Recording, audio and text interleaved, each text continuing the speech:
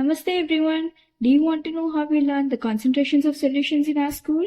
Well, today we will be diving into the Drop the Base activity.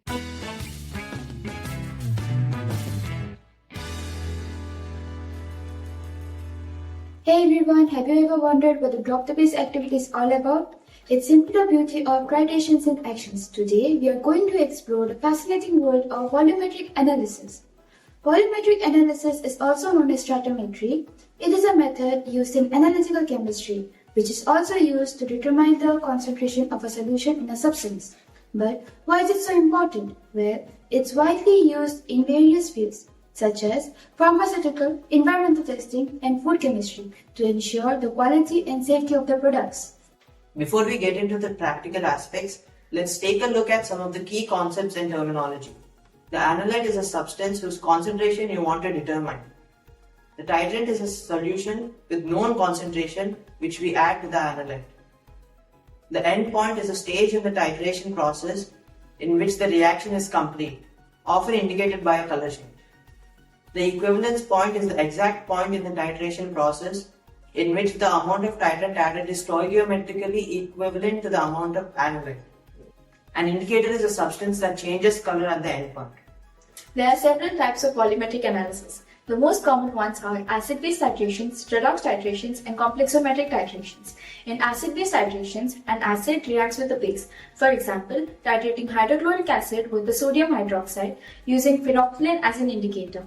In redox titrations, an oxidation-reduction reaction occurs. For instance, using potassium permanganate to determine the concentration of iron ions.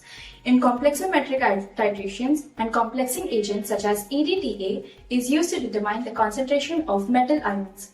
Let's walk through a basic acid-base titration step by step. First, fill the period with titrate solution. Make sure there are no air bubbles. Record the initial volume. Prepare the measured volume of the analyzed solution into the conical flask. Add few drops of indicator to the analyzed solution.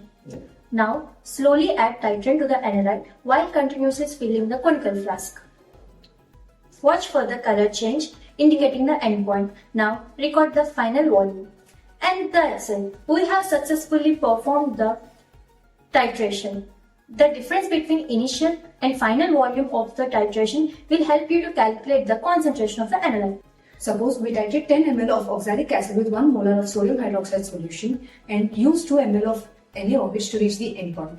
Now, to find out the concentration and the molarity of the oxalic acid, use the formula A1M1B1 is equal to A2M2B2. Here, M1B1 is the molarity and volume of oxalic acid, M2B2 is the molarity and volume of sodium hydroxide solution. A1 is the basicity of oxalic acid and A2 is the acidity of sodium hydroxide solution. Now, let us substitute these values in the given formula. Then, the molarity of oxalic acid is 0.1 molar and the concentration of oxalic acid is 12.6 gram per liter. And there you have it, a comprehensive overview of volumetric analysis. Tell me and I forget. Teach me and I remember. Involve me and I learn. That's how we learn in our school.